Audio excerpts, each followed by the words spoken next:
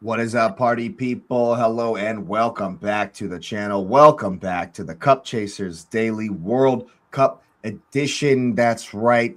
Erling Haaland leaving it late with a little bit of a Savinho goal. You could see the look on his face when it's like, oh, but it was okay because it went in. Of course, Asif's golden goose continues to cook, to absolutely shred.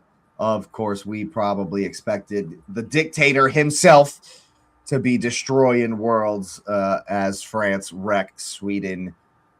And Mexico continue to roll on at the Azteca. Asif, you see what's in your future, my friend. But that's only if the Three Lions, can get past the DR Congo today.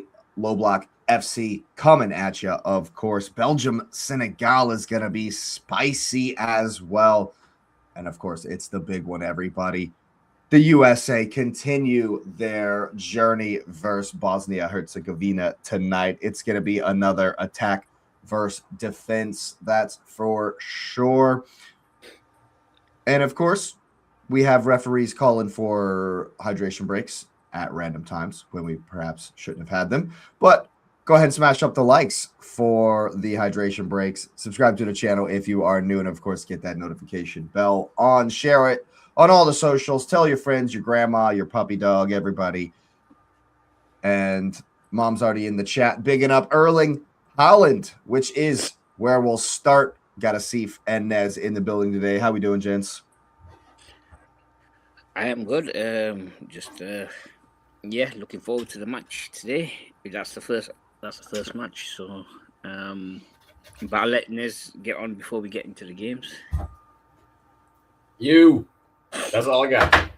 Yes, smash up the legs, people. Absolutely. Well, I definitely thought that the Ivorians played well. I thought that Norway had a cracker of a goal, as they say over in England, with Nusa cutting in, getting a nice curler.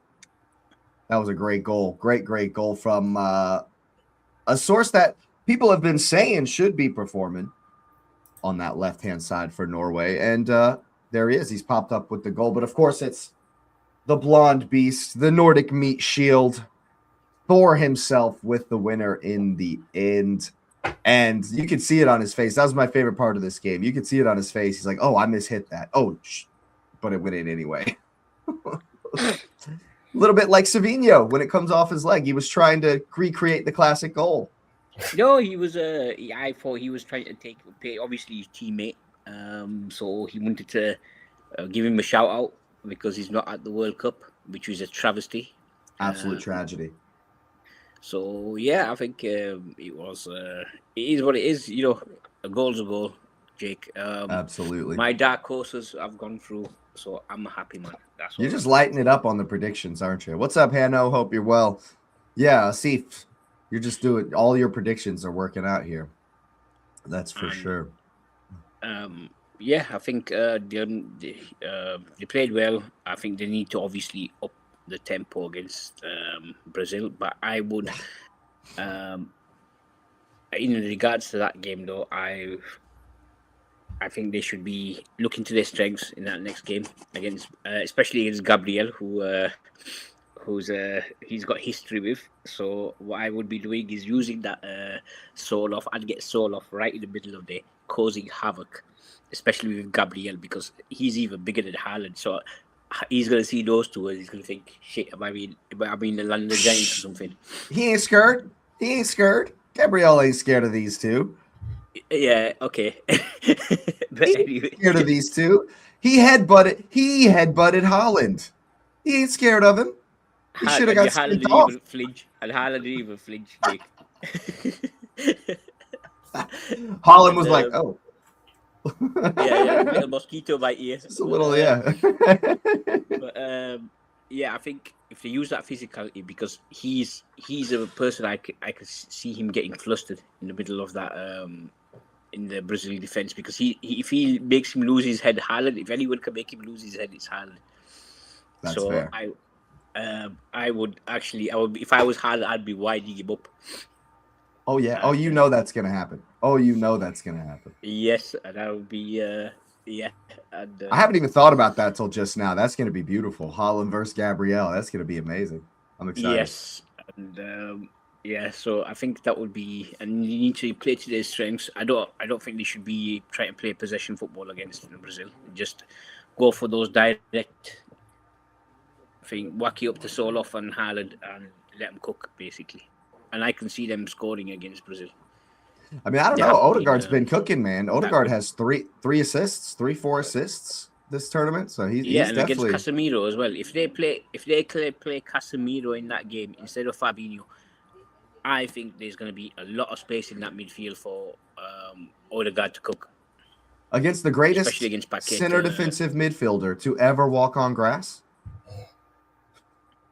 Yeah, but we're not talking about Claude Makelele or Kante here. Yeah, so I see I confused you there.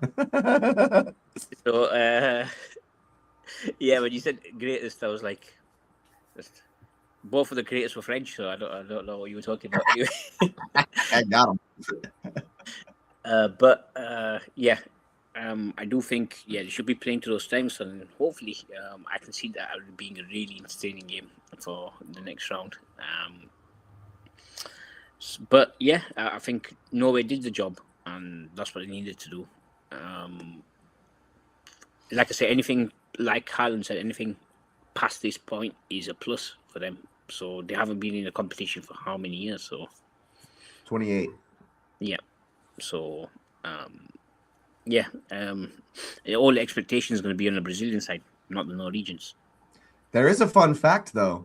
There is a fun fact that was actually in my Norway 3 World Cup facts videos. Mm-hmm. Norway have never lost to Brazil at a World Cup. Well, hopefully it carries on. They've only played like 3 times, maybe 2 or 3 times, but that is a stat. They've never actually lost to Brazil. That was one of the facts. That's a good thing. I would like to see that carrying on, especially for my dark horses. But I mean, they got a shout. They got a shot. I don't think that's a foregone conclusion, especially with Brazil having to leave it late, and Gabriel Martinelli's the hero. Playing, I think Don Carlo got through with those tactical thing. I actually do think that if you look at the game against Japan, he did make those adjustments that got him. I think that it's going to be a very interesting game, especially I'd be targeting that midfield with Paqueta, with Casemiro. I would definitely be targeting that. Paqueta's been ass. Is he going to make it? Is he even going to be in that game? He's been bad, dude. I know, but I think he'll probably start him just for the physicality. Sure. Yeah. So, what you saying about this one, Nez? Well, I think Zlatan, he could come on here too. We appreciate all his. I would love to get Zlatan on the show. So Zlatan said something, so I'm actually going to work back to front, right? So backwards design style. Zlatan said, you know what? I don't know what Norway's goal is for this World Cup. It looks like they're just out there having fun. And while I mean, it was in my head to put words to it, actually feels like it's a pretty solid summation connected to when the comments were made about, them not playing their strongest team against France and caring about winning the group. I think they're just out there on vibes, man.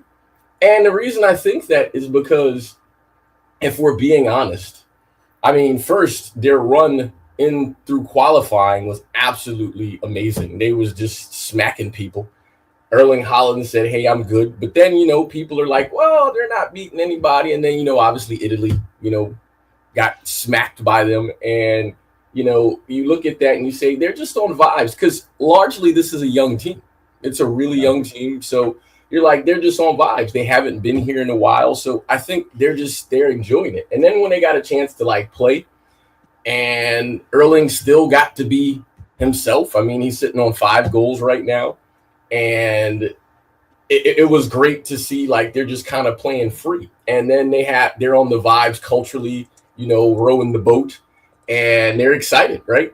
And the thing is they're loving it everywhere, and they're just kind of taking sort of this laissez-faire, interestingly enough to use a French phrase for this World Cup, with this attitude. And so the thing is that got me was when Zlatan said that, and then I looked back, and I know I sent you guys this in the chat. I said, hey, man, because this was literally the first game I watched with English commentary. I never watched English commentary. People know that. It's one, because I hate to be that guy. If it was like British English commentary, I feel like there's a familiarity with the players and the game. But these were like American English. And, there's American English people that know football. I mean, I'm American English. Jake, you're American English. We know plenty of American English that know. But the ones that the networks choose generally don't know anything about the game, right? Or they know names. So, and I'm a City supporter. I've been, supporting the Viking for some years now. And so when they said this at least 20 times in the commentary, well, Haaland really needs to get in the game. I'm like, have you never seen this man play football ever? Like, have you seen him play in his club? And it was like, yeah, but he's doing more work on defense than he is attacking. I'm like, again, have you ever seen this man play football? And then he's like, he has 4 goals and he's really not touched the ball. And what is he supposed to do? He only has the 1 header. I'm like, again, you people have never seen this man play ball. And so, he got 1 header early in the game. And then just like playing at City, he came back and defended, which, affects his morale. And you can see there's a different energy in him where he just looks like a kid. He's happy-go-lucky in the team. And the only person who looked stressed was his dad up in the box, right? Yeah, and for real. And so I'm sitting here looking, and that first goal, absolutely insane. Great. And then people was like, he needs to impose himself because he's not touching the ball. And early on, even though Odegaard stat-wise was fine, Odegaard was missing a lot of passes early. There were times where he could have broke the line that he just wouldn't do it. And you could see it a little bit long. Yeah. And the front line was frustrated with him because there was times he could have sent them through at least to get a shot on target, and he wasn't doing that. And so the thing is, because we've seen Odegaard play, I'm like, hey, man, he can pull the strings. So what he's doing is a bit confusing for me because he's good enough to do it. And I know he sees it, but he's not doing it. Now, the thing that was interesting was when Haaland scored the goal, I mean, he looked up and the cross came through and you can see, he's getting on this one.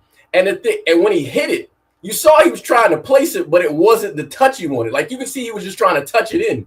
It hit his heel. Right, because he was just trying to do placement. He was just trying to pass it into the goal. And from the side angle, it looks like he Savinho'd it, right? Which I think that's now a verb, right?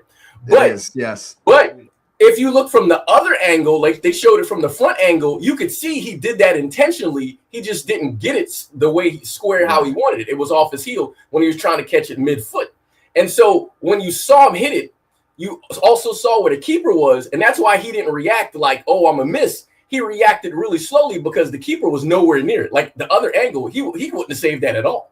So you're sitting there. The way he reacted was because he opened his body and opened his foot, and you knew he wanted to just slide it into the other side. But when he did hit it, you're totally right. You can see it on his face. He's like, nope, it's going in anyway. Yeah, because the other angle shows the keep. Like even if he hit it right, the keeper literally had no chance. Never. But the way he hit it into the ground, and it just kind of like it moseyed on into the goal. Like, I'm gonna just take my time. It gave the keeper a chance to dive for the cameras. And the dive was useless because he was never gonna get there. But it was funny because then his face and his sort of his body language and everything after was just like, and that's why I text y'all. He's inevitable. Like the dude just scores goals, man. It's what he does. And the thing is, what's so great is he's not forced to be a leader in this team. Like you can see he's completely giving it to Martin. Like Odegaard, you got it. And he's just there. I'm good to row the boat and just run up and down the field, man. It's literally zero pressure on him. Yeah. And on this team, which is why they're doing what they're doing. Because the one thing I will say, and see if you mentioned this, and I think this is super important. You said you're talking about possession. Man, Ivory Coast was fast as hell. Dude. And that speed clearly was an issue for Norway. Oh, yeah. It was a giant issue. So realistically, if the greatest holding midfielder to ever breathe air, if he just sprays the ball and just let Vinny and the Wings run, they would trouble. Brazil would run roughshod over them. Mm-hmm. But because of Asif's point about Casemiro, I don't know if they're going to do that.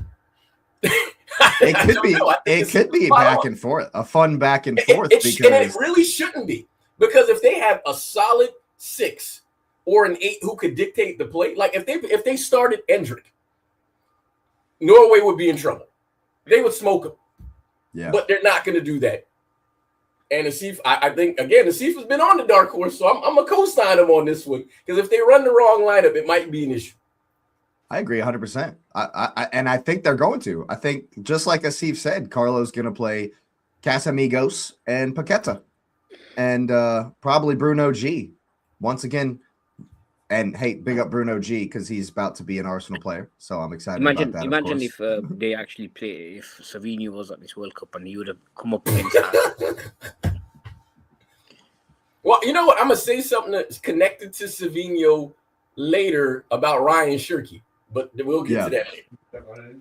Yes, the Norse gods are shining down upon their son, their favorite son. I look at it like this: when you play with house money like they're playing, they don't care. It's fun. It's easy then, because you don't care if they go out against Brazil. They've gone further than they've ever gone. They're a team of history. And here's the thing: it's very likely that team will be back. And not only will that team be back, because nobody really has expectations of them, because we still don't have they've made it this far, no one has expectations. In 4 years, and it'll be in Europe, there'll still be no expectations of them. So they're still playing with house money. And Erling Haaland at that point will be 29 years old in his prime. Odegaard will be what, 30? They all will be in their primes. 400 goals later. Yeah, man, they're gonna be and it's not like they've been like average or anything. They smoked everyone I don't know if you looked at their stats in qualifying. They averaged like 3.75 goals a game. They almost 4 goals a game they averaged. Holland had 14 goals or something stupid? It was something dumb. Well, they beat Moldova 11-0. Yeah, it was something stupid, man. So that helped. But yeah, man, that Norway Brazil is gonna be a whole bunch of fun. Do want to just one little note before we move on to the next one. What a goal from Ahmad from Diallo. Man. Yeah. Apparently he's great goal. He's not for sale. No, I'm sure Arun was jumping for joy at that one. Well, you know, the other thing that I also appreciated about this game is Norway did learn from the previous day. Hey, man, we're not playing for penalties. Finish this game. Finish it. Because there was a comment about extra time. Hey, man, every team is getting it now. We're not trying to play no extra time, because you don't know what happens there.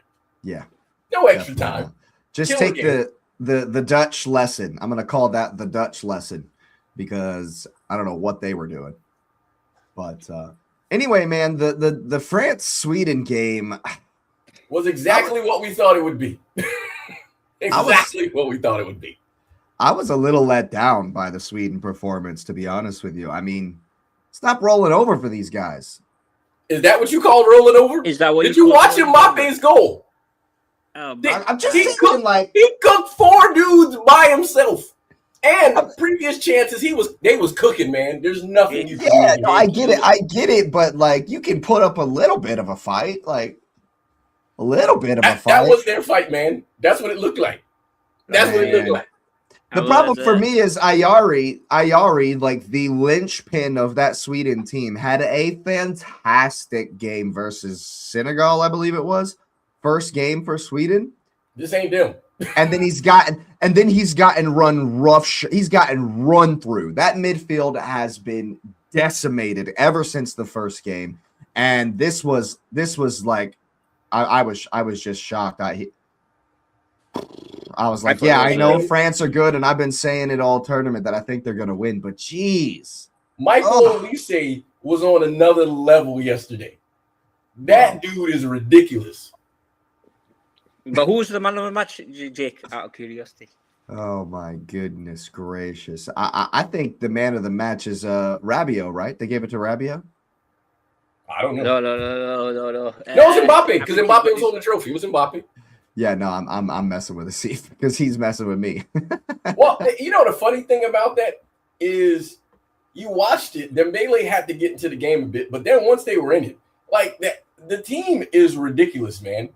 Like I just and here's the so here's my Ryan Shirky point, right? Because you made the Savinho point. He was like, oh well, we're disappointed, and we understand that's the banter for that for Brazil and Savinho.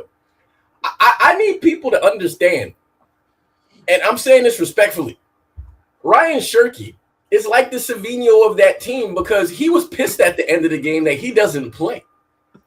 And like literally, who are you putting him in front of? Yeah, no one. In front of that 3, that 4, then Doué comes in. Like, what you talking about?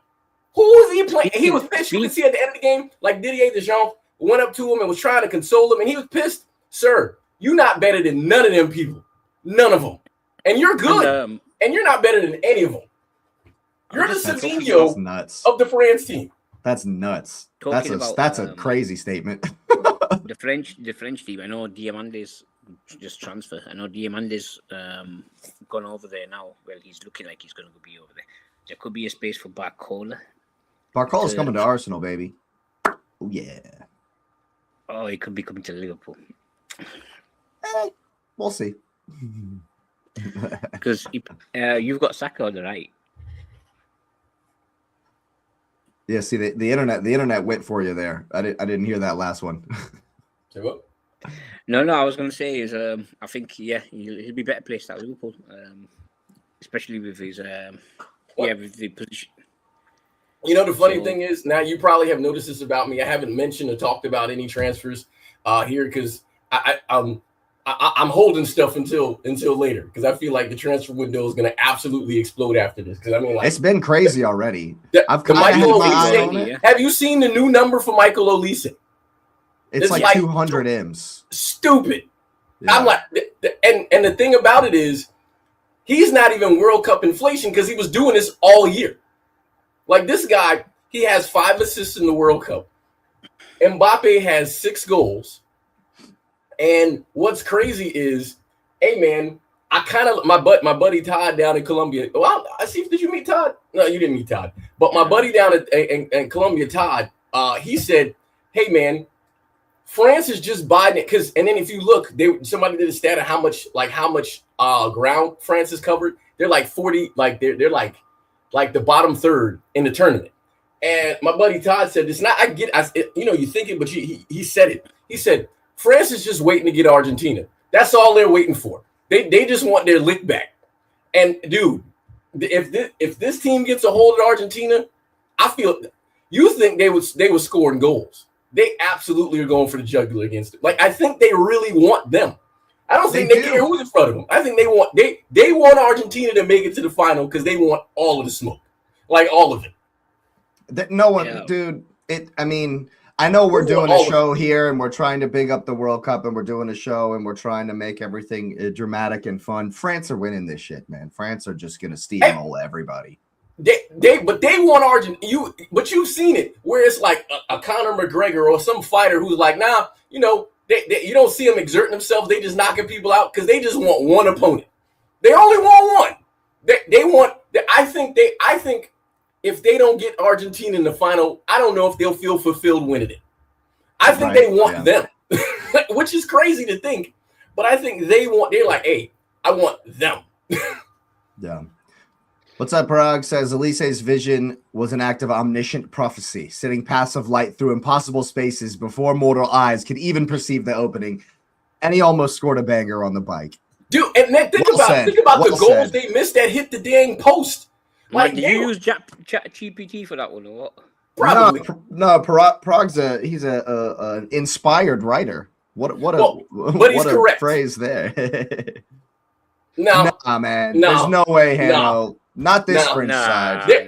Not this French. The focus that they have right now, you can see it. You can see how, and then the other They've thing, got, the other they've got reason, proven winners for like the PSG team, for example. well, but here's the other thing. Elise behind Mbappe has unlocked Pandora's box, bro. But here's the other thing that people are actually not accounting for. After Mbappe scored that first goal, what did he go do? He ran over to his coach and hugged him. They were playing to win the World Cup, but now they're playing for their manager because this is the last one, and a manager whose mom died, who's clearly going through emotion. They're playing for him. I'm like, you just add the reasons on why they ready, and so it just makes it even more where they want Argentina. They like, hey, that one you beat us in, y'all didn't beat us. Y'all didn't beat us. They want the lick back, man. They 1,000% want the lick back.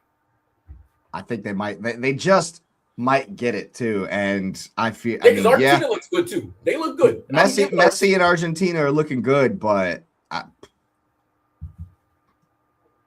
don't see it. I don't see it. The GOAT might fall just one short in his last run, but we, of course, will see that as the tournament goes on. Yeah, man, disappointing, really. Victor Gyökeres didn't really have the great game. You know, had that one opportunity where he should have scored when they were already down 3.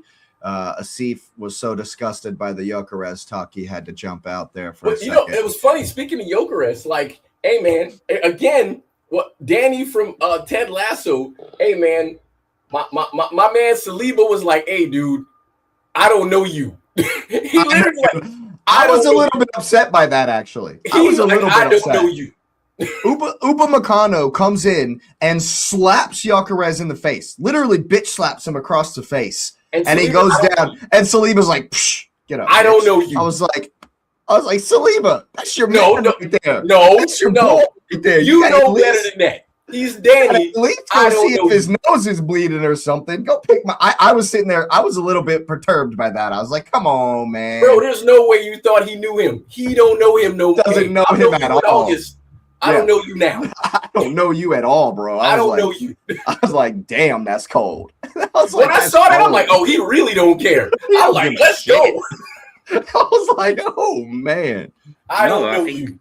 I think Crystal Palace. I think we should have put a sell-on clause in that contract as well. Oh my god, man! Especially if he's going for 200 million.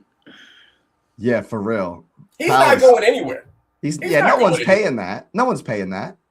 The only person that maybe might pay that is what's his face over at Madrid. Yeah, that's what he said. You never know what he's gonna do because he's insane. That's the transfer he's most linked with is Real Madrid.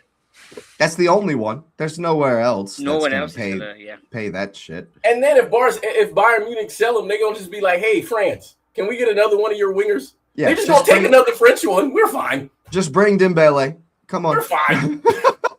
Yeah. Oh man. Yeah. Oh, Ronaldo fans crying up the Frenchman was way better than Portugal. There you go. Very, very possible. I think that's a good comment because going into the tournament, a lot of people was like, the Portuguese midfield is the best midfield. And they've looked absolutely, I'm going to say average because I don't want to disrespect them and say garbage. They've been ass. Average. I'll say it. It's been ass. Okay. Average at best. Ass. Yes. I'm saying ass. Yeah, but that's because I think that half of that is because of Ronaldo. It's not. Yes, it is. It's absolutely because of him. Absolutely because of him. But I think what do you expect when Roberto Martinez is your manager? I think they're in trouble. I don't understand how he actually gets to be their manager. He already because he has the greatest agent ever. Yeah, yes, for real. I think so. I think he's got Savinho's agent. Savinho and Kai Havertz's agent is probably Roberto Martinez's agent. Because I don't get it either. This man has literally said, "Hey, I'm gonna take Belgium's golden generation and run them in the mud and win nothing. Put it into the toilet." And then I'm gonna take Portugal's golden generation and do the same thing. And I'm gonna put that in the toilet right next to it and put an M80 in there and blow it all up. Because that's what it's looking like. They're in trouble, man. I know that game's tomorrow, but they're in trouble. I'm telling you right now. Croatia come to life in the knockout stages of tournaments, of all tournaments, man. I'm talking about, I remember in 2008 Euros when Turkey and Croatia played out one of the craziest games I've ever seen. And one of my friends from high school is like, oh my God, Turkey are blessed by Allah to beat this Croatia team. these guys come to life in the tournament. Portugal are in trouble. They're in trouble. But, of course, we will get to that on the morrow. The nightcap. Azteca. Woo! Bro. A sea of green. I said it. I said it.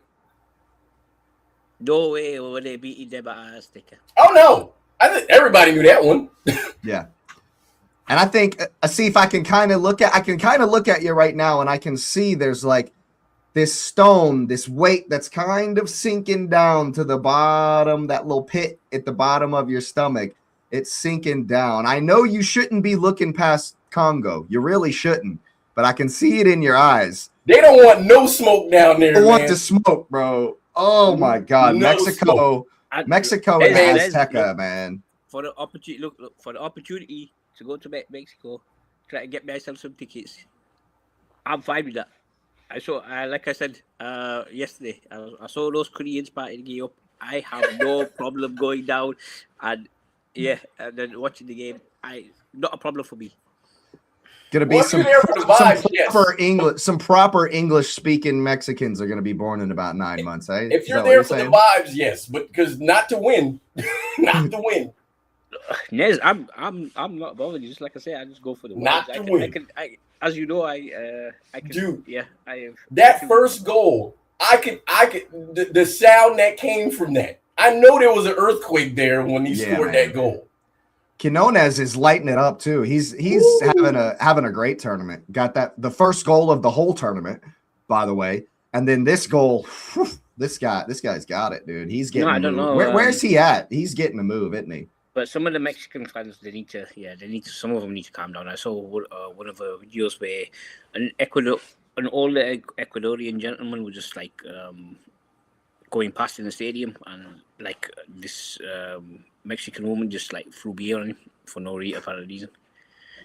But there's always the outlier goofies, man. So but in general, the Mexican fan, like, hey, there was at a baseball game.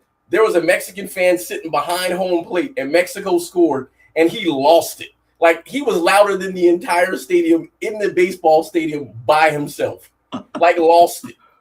It's like the seventh inning stretch, and nothing's going on, and this one Mexican fan is freaking out in the stands. Dude, it was the beginning of the game, and the dude was about to pitch. He lost it. I'm like, hey, man, you know what?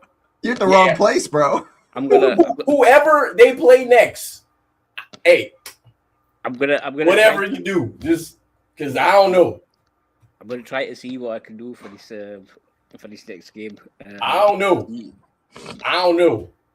might want to call up. You might want to call up the Ghanaians and see if you can get a curse from that witch doctor down on old Raul Jimenez.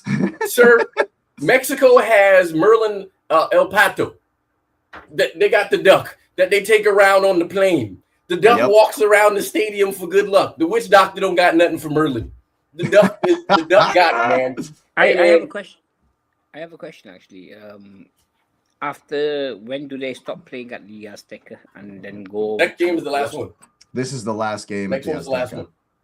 In the quarterfinal, the next one, or the round of 16, rather. Then they have to go over to the US. Yeah, the rest of the games in the States after that. Yep. But it's like a home game anyway for them over there. So. Yeah, even if they played at SoFi or whatever, it's still like a home game. Or if they play in Dallas, yeah. If they play in Dallas or SoFi, for sure, it's not Azteca, but it's. Prague Spurs can sign who they want. They're still Spurs. They can sign whoever they want. Van Hecke, it doesn't matter who they sign. Tonali's might be going to Spurs. Sign who you want, bro. Sign whoever you like. They're still the Spuds, and they're still going to be Spursy.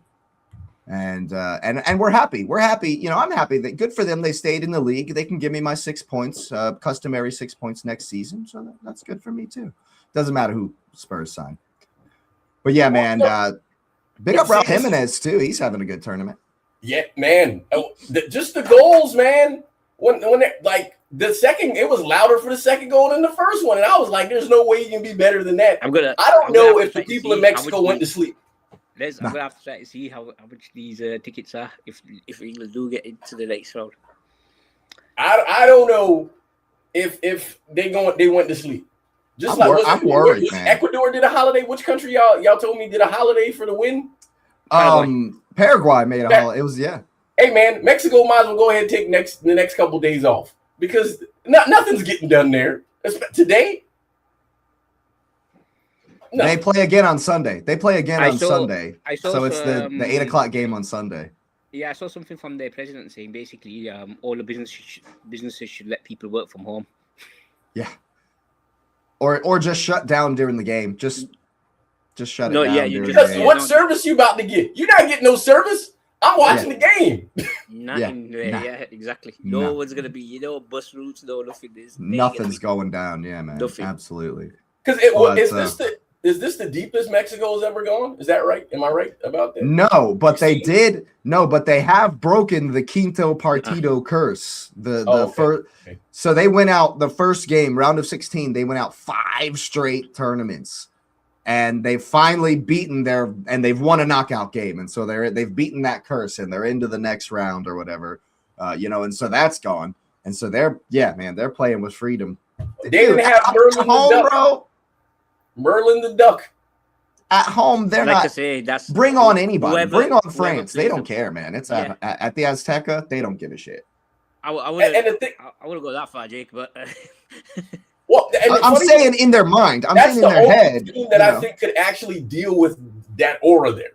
I think France is the only team I think who could actually. France is the only one I'm like, they don't care. It don't matter. Yeah. If they know Argentina's next, hey man, that was nice. They about to beat you down so they can get to Argentina. If I was even England, I'm not feeling confident going over to that. Well, that's the thing, because England has not inspired us, and segues are weird. England has not inspired us, but they should. They should have played way better than what we've seen, and they are going to struggle today, Asif. You're going to struggle today, I know that. Where are they playing? They play Congo in Atlanta. No, I was just looking at Atlanta. Yeah, that's the game. One of the best defenses in this tournament, and obviously with England's attack, who have a problem with these low block teams, especially. First question, Asif. My question: does he keep the same lineup? Rice has to come back in. Rice has to come back in. I personally would forego when they'd have to play. Yeah, I'm not playing 3 at the back. He might though.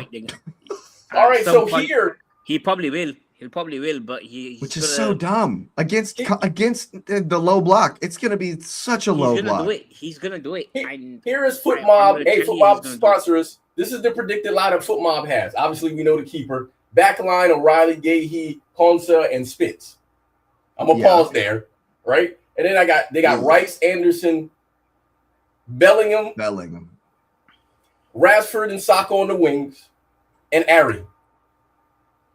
Yeah, so it's gonna be. I don't think that he's gonna change Rashford or Saka. I think Anderson should sit, and you should play Rice in the 6 and have 2 attacking-minded midfielders. Rodgers and Bellingham, or Eze and Bellingham. Why would you play a double pivot of Anderson and Declan Rice versus Congo? Exactly, but he's going to do it anyway. He's a prick. Yeah. So fair enough. He's going to do it anyway. So, but I'm seeing later on in the game, I can see them changing it up. That's what I'm going to. When he gets desperate, because it's still 0-0. It's gonna happen. I can see it happening. And there's no history in this game. Like there's nothing to draw from. So you're just like, hey. No, but I saw them stifle the Portuguese, and I can see them doing it to us. So. Yeah, but we just criticized the Portuguese.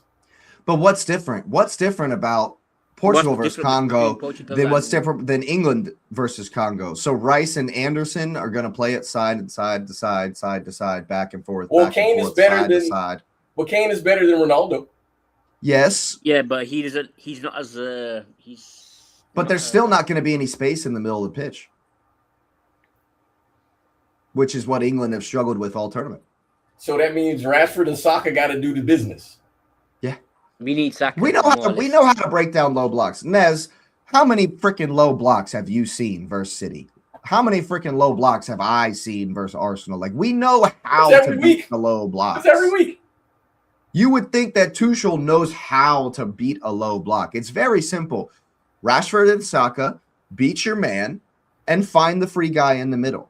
Drive the post or get a cross, find the free guy in the middle. It's tactically, it sounds really easy. But when Saka refuses to take on his man, which like he's done numerous games for the Arsenal, and Rashford, we're not sure, if he likes to just go at his guy every single game. And so it's a lot of around the outside of the formation, just doing a U around the top of the box. And I've seen that so much with Arsenal. And England are kind of like. This is why this is a kind of game where I'm missing Trent. And Exactly. Are we looking at Jed Spence to spam crosses? Exactly, and this is where we're gonna struggle. And Nico O'Reilly is more comfortable being on the end of the cross than doing an overlap and crossing it in himself. Exactly. This is why I thought he was absolutely horrible. Now here's the thing, right? So they played Rodgers and Bellingham together in the last game, and Rodgers was dropped a goose egg. It's not going to happen, Nez. I think I very much maybe he's going to go for the same formation as the guy. Is very rigid with his thinking. It's going to happen. What's up, Lumen? Hope you're well. We're just discussing the many myriad qualities of Thomas Tuchel and how brilliant of a manager he is for England. Now that I'm looking at their lineup, what would be an intriguing thing for them to do is if they played Stones and inverted Stones and skipped the traditional right back, which allows your midfield to completely advance up. So if you still want to do the double pivot, if you start Rice, you have Rice and Stones next to each other, and Stones will make those passes. So maybe. That's a great shout, actually, because you still get your back three. You still get your back three because Stones will be in the middle of the park. You still get your double pivot, like you said, because you got Rice and Stones. But you have more. Still get your extra midfielder. Yeah, I like it. Yeah, he won't play that way though. We're trying to help you out, Steve. Hey, We're trying to find ways forward. No, we're trying to find ways for Tuchel to win. I agree with what you're saying, but it's not going to happen.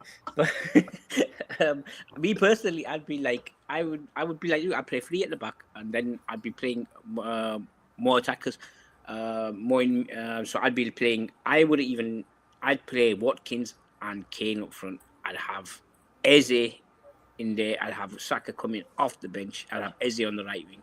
I'd have Rashford on the left. I'd have Bellingham just behind those two, supplying the bullets. Do you think he plays like Anthony? Do you think he plays Anthony Gordon in this game? Nah, that would be stupid. He'll go for Rashford. That would. I'm just serious. Are we sitting here thinking Anthony Gordon's about to beat two guys and get a cross in? Nope. Hey man, there's no space. Hey man, but you can say the same thing about Rashford. Rashford is much better running at you in space. Hey, so I'm hearing Hano.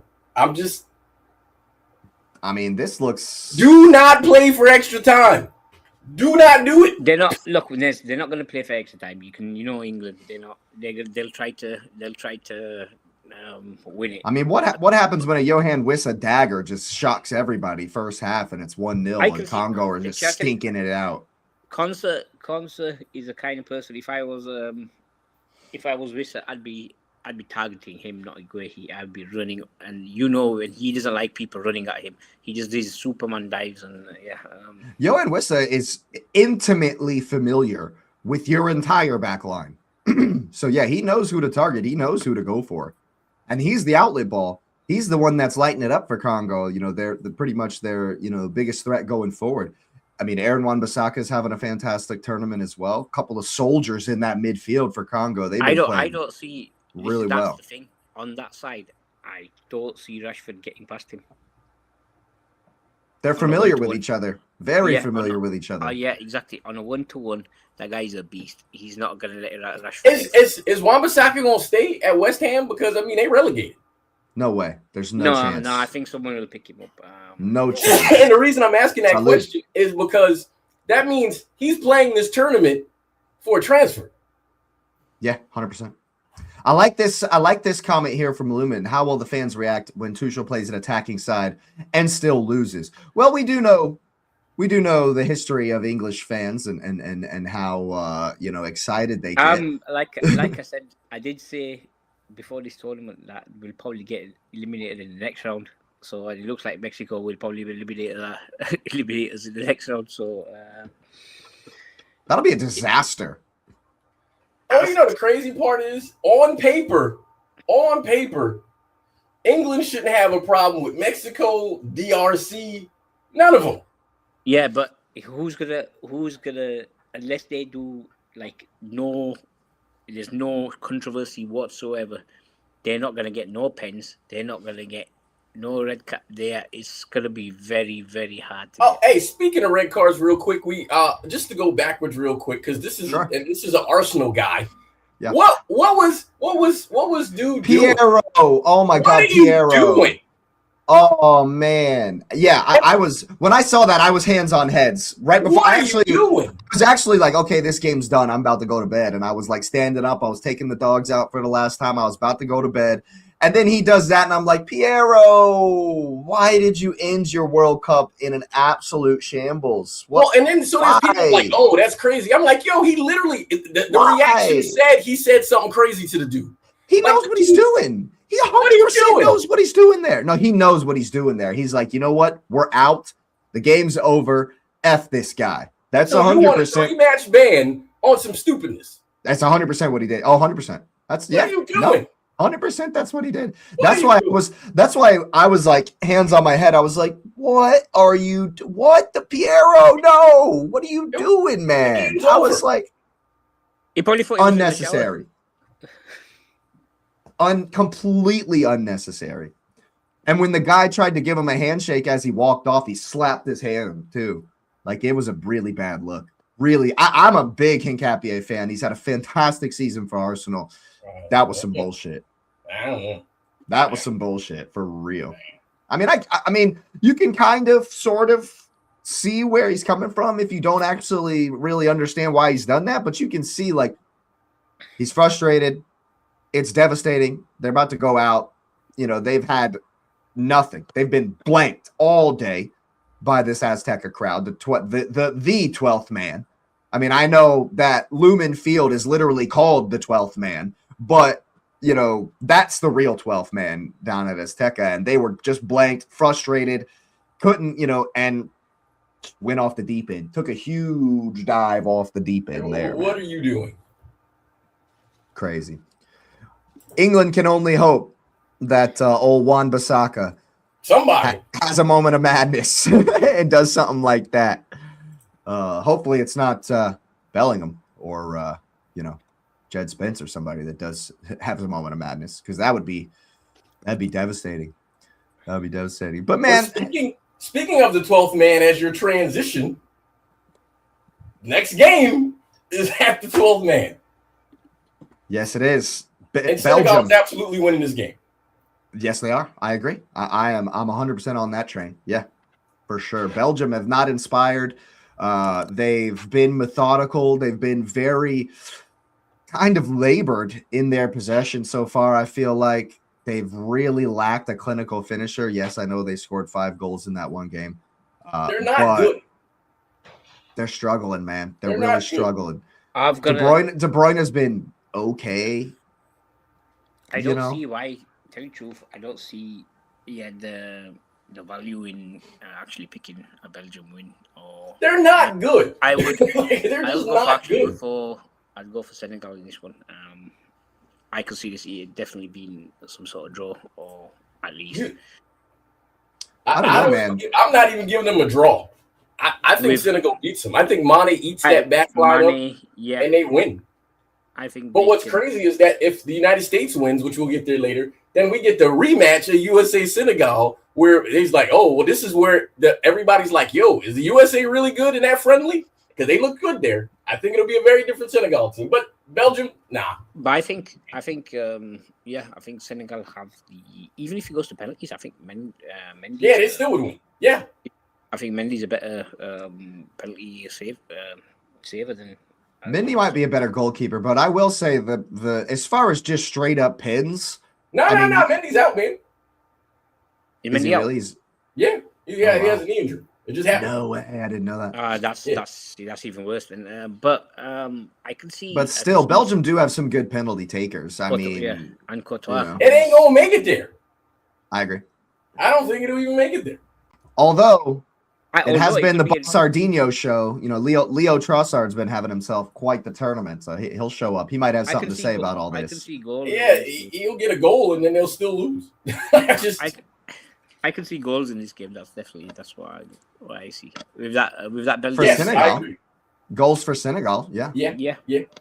I think the other thing about Senegal that's super important is there's controversy about them, like sort of in the commentary about the AFCON thing, because they're talking about Morocco and talking about them. So Senegal is like really playing to say, hey, we are the AFCON champions, and they've been like after the early they look in the last game they look great.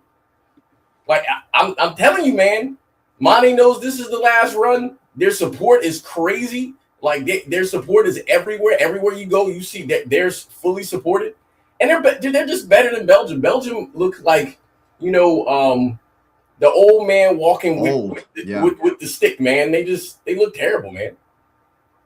I mean, Doku and Trossard would literally have to take the team and say, hey, you there, and we carry you, because that I don't see it, man. That's the only way. De Bruyne is gonna have to roll back the years like he hadn't done since the City days. It was a movie where a dude was like, all right, I'm gonna do it, and then he played, and then he was like broken after the game. I forget. It's a sports movie, and this is the last one because this is it, man. This is it. Yeah, that golden age of Belgium that has aged and aged some more is finally about to be put into the grave. I feel like. In this one, Mane about to have a field day. I feel like,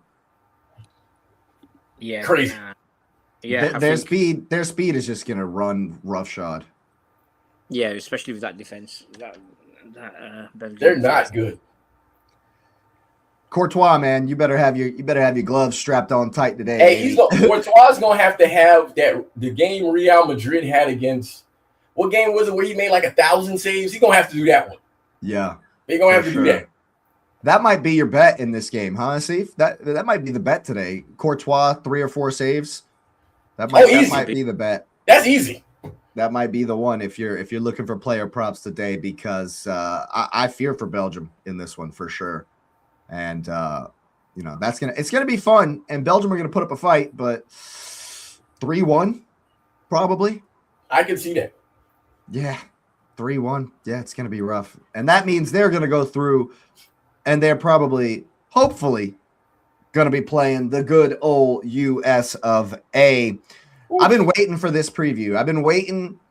I've had something on my mind that I'm going to say. If you look at the way Pochettino has us playing and the way the USA are starting games, I'm just going to send out a public service announcement to the Bosnians here.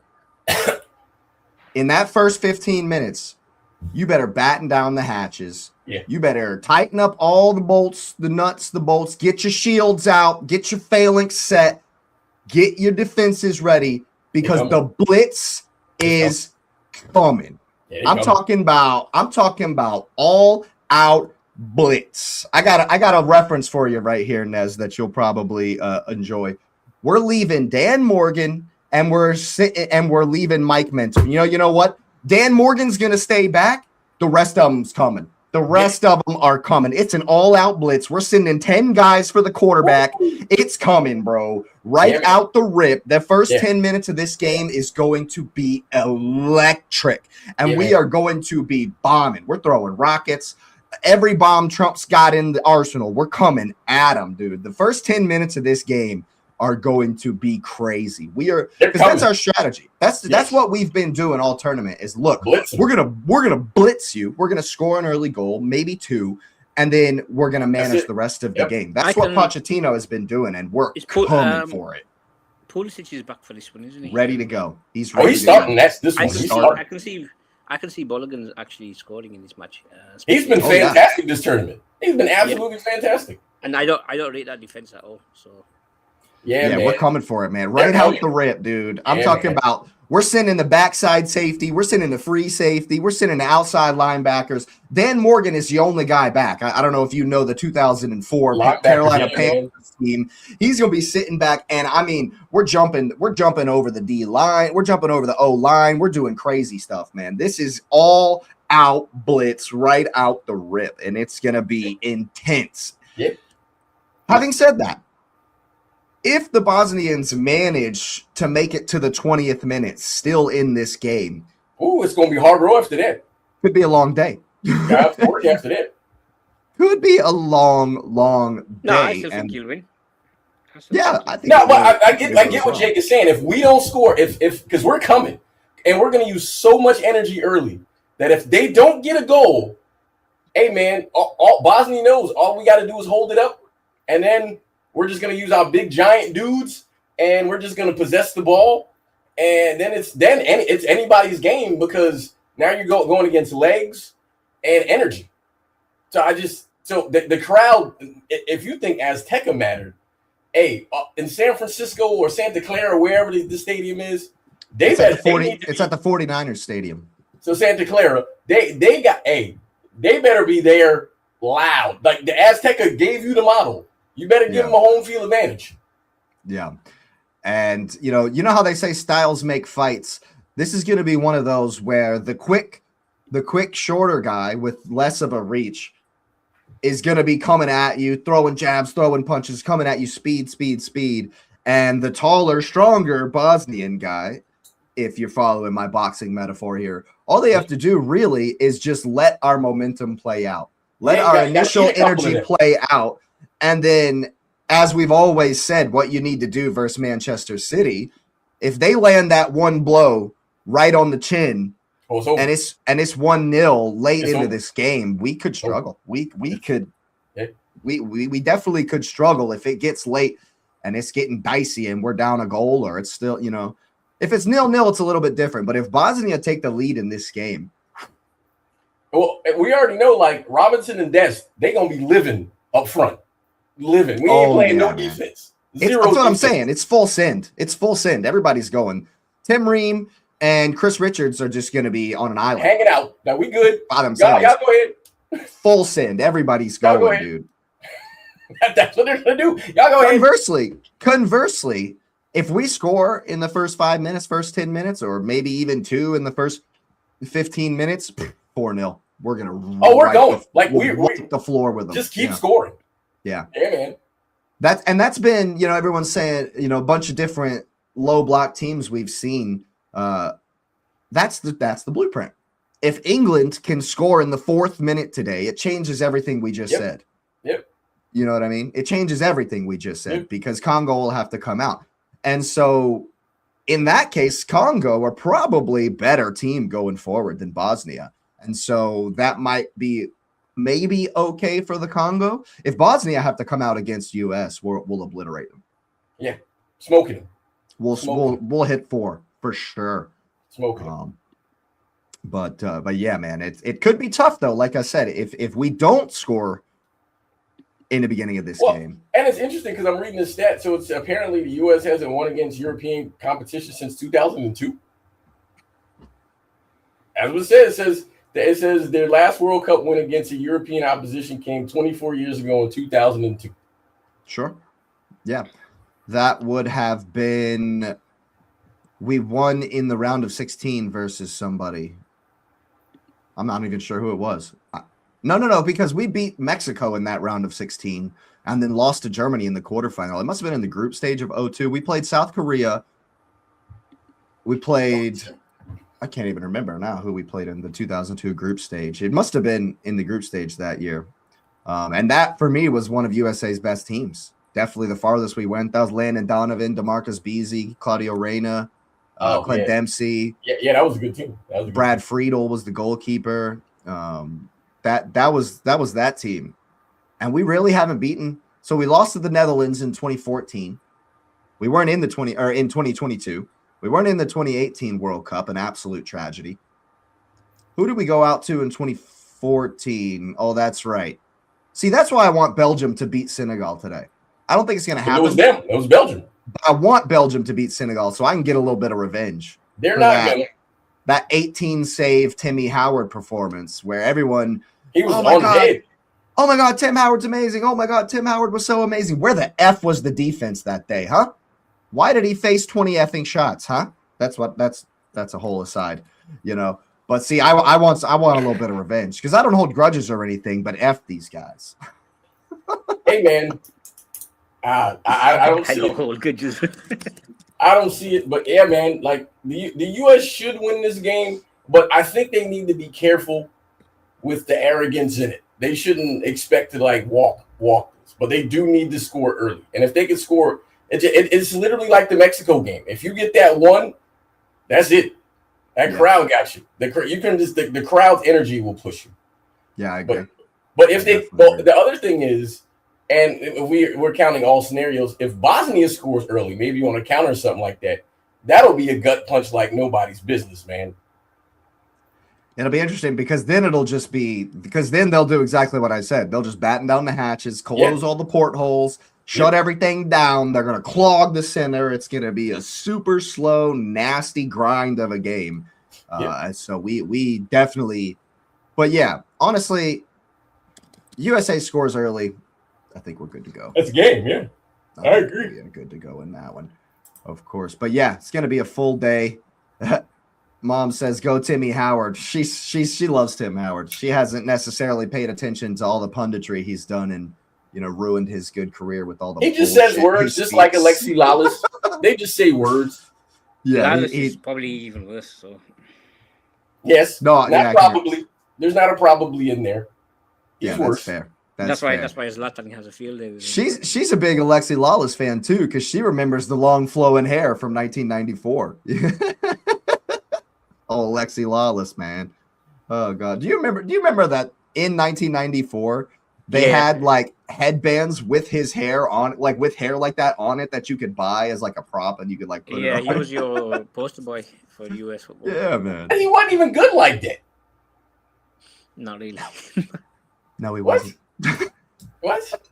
He was just memorable because of what he looked like.